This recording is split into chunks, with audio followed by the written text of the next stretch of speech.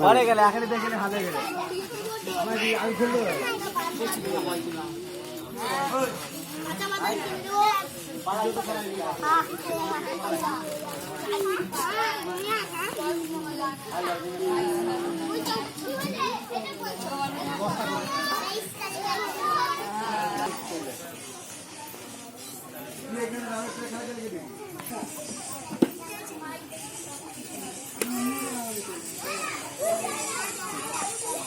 আমি দেখেছি উপরেরটা খুলিস না আর নিচেটা খুলেছি